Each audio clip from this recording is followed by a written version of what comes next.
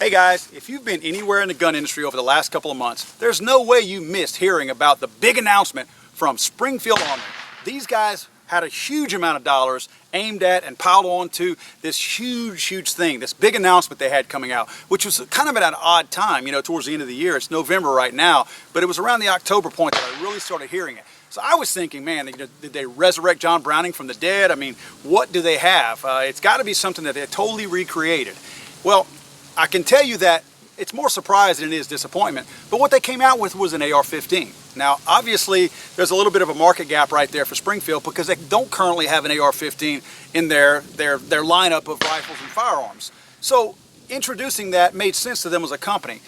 But me as a consumer, I was, again, not disappointed, but maybe surprised that it wasn't a bigger thing or a more creative thing than that. So it almost led me with a little bit of, or left me with a little bit of apprehension when approaching the Saint, which is the new AR-15 that they put out. So I got past that. The rifles came out last week, and I'm finally to the point now where I think I can probably objectively look at this rifle and give you our personal opinion on it. We're going to take a pretty detailed look at that today and just see what Springfield Armory felt the need to hype this thing so much for, and is it worthy of that hype?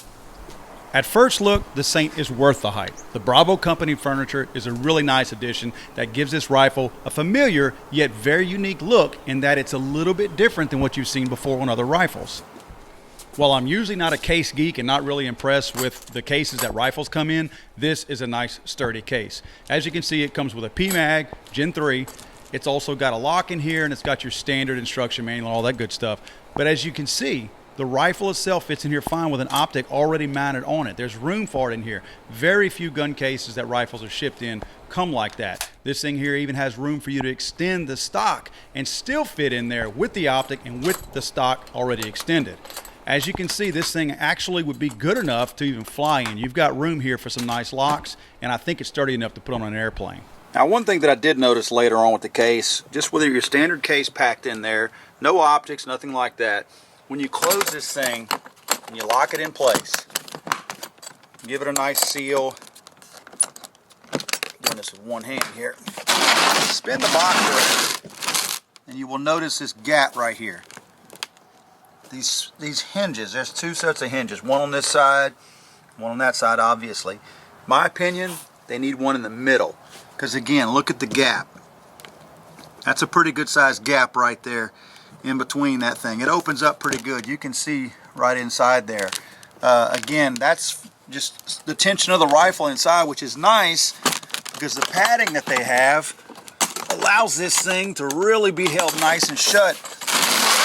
Keeps your rifle from sliding around in it, but it creates that gap in the back. When you go to close it, it opens the back up. See what I mean? When it's open, you don't see it, but when you go to close it, it really widens that gap because the cushioning pushes the gun in the center of it, pushes outward on everything and creates that large gap. Now, the trigger that ships with the Saint is a mil-spec trigger, but it is proprietary trigger and it's nickel boron coated. This thing is very slick. You can actually feel it break extremely slick. When you're firing it, you notice it even more so.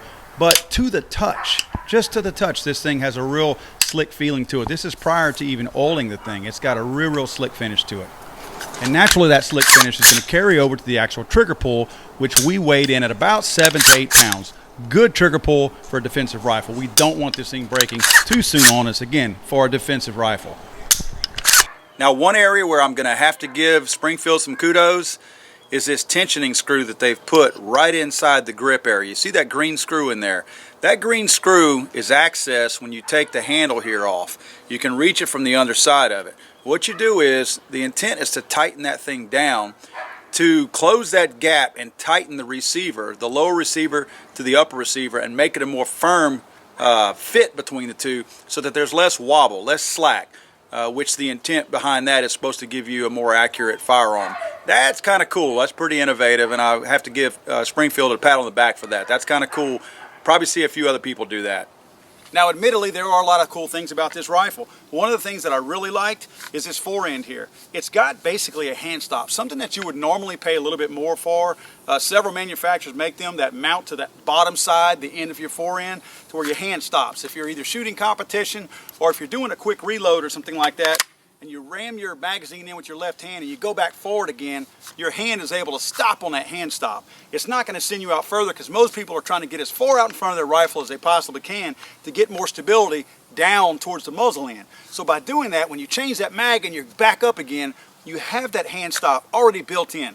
That's a little bit of money you're not going to have to spend, but you're also going to find that might be something that you've been missing on some of your other rifles all this time. Now the Bravo Company key mod handguard, it's nice, but cool thing about it, it's got a heat shield on it, but also you might be thinking, all right, this thing is a key mod and it's plastic, it's polymer. You really can't tell in the video here, but right up underneath it, this thing is reinforced with metal inside of it. So you probably can see maybe slightly right on the edges inside there. Not really sure if you can tell, but it is metal reinforced. So there's no chance of these ears being broken off whenever you mount optics or anything else like that on there. And even though this thing shipped with a Gen 3 mag pull, every magazine that we paired this thing up with worked perfectly. Drop free.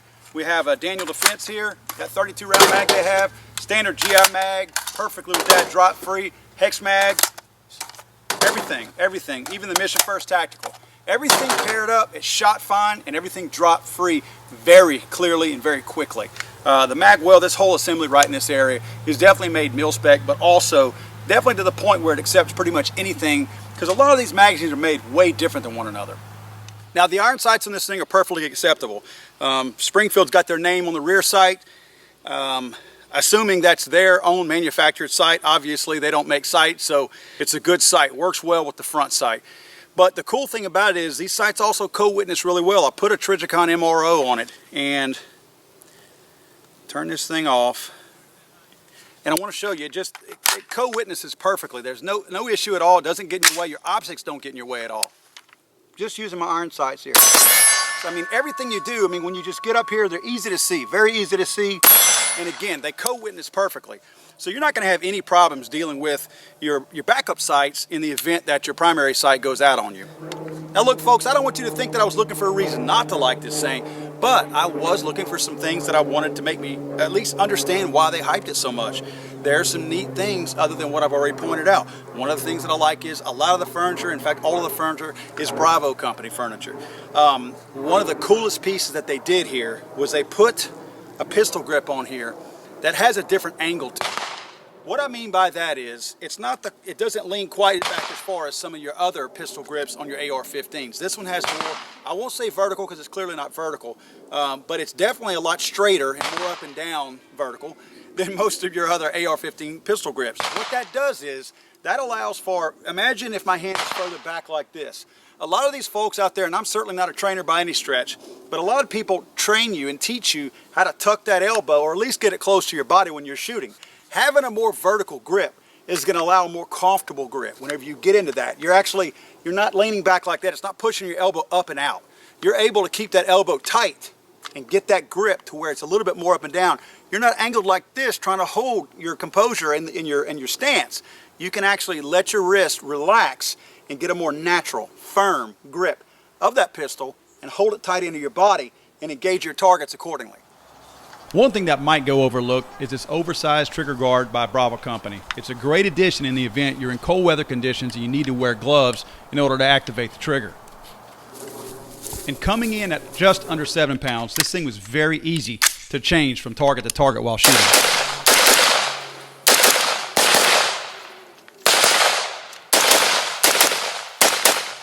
And at 25 yards, the Saint with its heavy tungsten buffer, along with the bolt carrier group by Bravo Company, made the follow-up shot extremely easy and very accurate.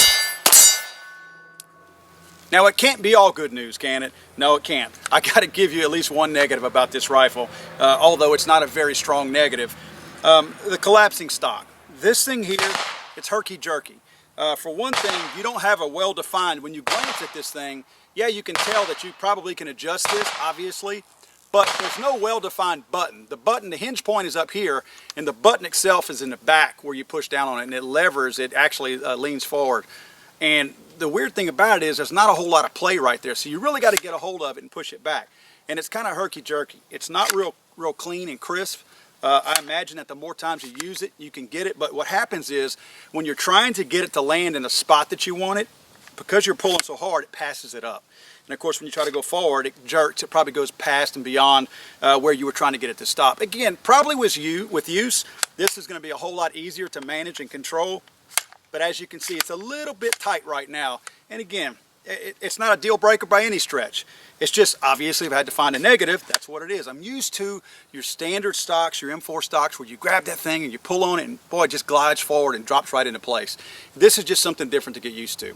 Now friends, anybody that knows us knows that we're not a bunch of negative Nancys. We're not always trying to find something critical to say about a particular rifle. We actually purchased this rifle. Springfield did not send this to us, so we're trying to be openly and as evenly biased as we possibly can because we have no reason, we have no alliance with Springfield. With that being said, it's hard for me to say something bad about this rifle. Again, the one thing that I told you about the stock possibly sticking, that's something that I'm not optimistic about. Over time, it's going to free itself and it's going to work fine, or I just get used to it. A lot of the things I have to say I do like about this rifle, I mentioned the pistol grip. I like the vertical cant of this pistol grip. It's a little bit straighter up, and I actually appreciate that a little bit better when I'm trying to get a real tight, solid grip on my pistol grip. I told you about the forend. I like this thing. I like the fact that it's got a built-in stop right here. Very nice.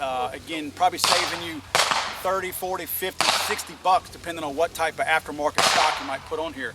I like this little bit of unusual, slightly angled, almost triangular angle that you have on this actual stock also. It's pretty nice. If you're going to put yourself some optics or a flashlight on here, instead of having to reach to the side, you're actually going to be in a more natural position to hit that button on this slight angle right here, and it's actually going to feel more natural and comfortable for you.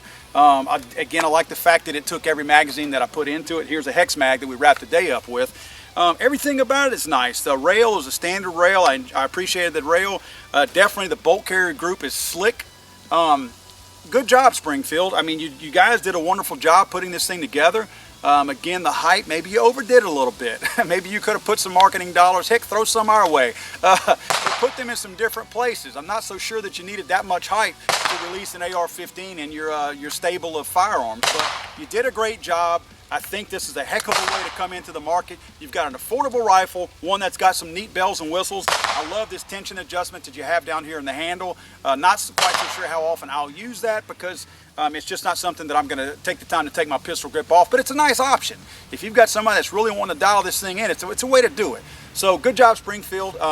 If you guys are willing to put something else out and add to this thing, I'm sure you're going to put additional calibers. You have multi-caliber stamped onto the side of the mag well, so I think you guys have some other plans going forward, and I'm actually encouraged to see what you guys do. You guys have done some good things in the past with your handguns and the M1A. You guys have done some cool stuff out there, and I'm just looking forward to what you got next.